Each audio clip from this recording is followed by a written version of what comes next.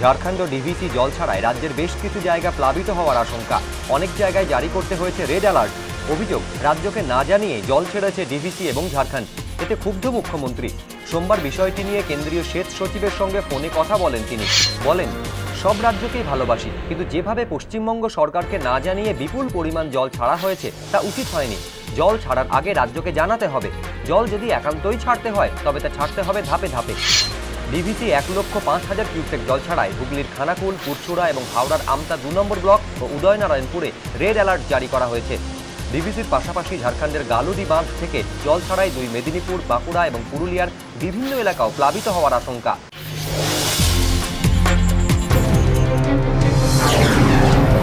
2014 দেশ জুড়ে প্রচার করবেন প্রিয়াঙ্কা বাড্রা।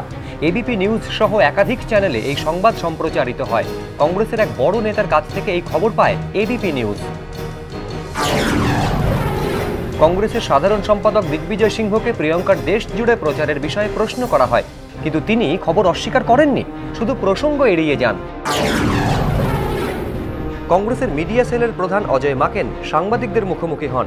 প্রিয়াঙ্কার দেশ জোড়া প্রচারের খবরকে অস্বীকার করে সংবাদ মাধ্যমের ঘাড়েই দোষ চাপিয়ে বসেন তিনি।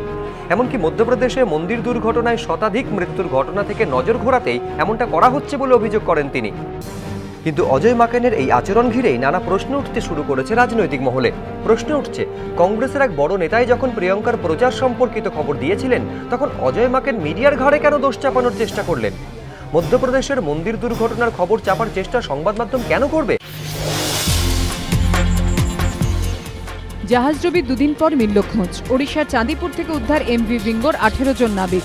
গত শুক্রবার লৌহ আকরিক নিয়ে হলদিয়া বন্দর থেকে রওনা দেয় এমভি বিঙ্গো। লৌহ আকরিক নিয়ে সাগরদ্বীপ থেকে প্রায় 24 নটিক্যাল মাইল দক্ষিণে পৌঁছতেই শনিবার ঘূর্ণিঝড় তিলিনের কবলে পড়ে এমভি বিঙ্গো। ঝড়ের দাপটে বাঁ দিকে 45 ডিগ্রি হেলে যায় জাহাজটি। এরপরই ধীরে ধীরে জাহাজটি ডুবতে থাকে। ডুবন্ত জাহাজ ছেড়ে লাইফ বোট নিয়ে জলে নেমে পড়েন ক্যাপ্টেন সহ জাহাজের 18 জন নাবিক। এরপর থেকে আর খোঁজ মিলছিল না তাদের। রবিবার দুপুরে উপকূলরক্ষী বাহিনীর তরফে জানানো হয় খোঁজ মিলেছে নাবিকদের। যদিও পরে নিজের বক্তব্য সংশোধন করে উপকূলরক্ষী বাহিনী। তারা জানায় হেলিকপ্টার থেকে দেখা বস্তু নাবিকদের বোট নয়। ফের তৈরি হয় আতঙ্ক।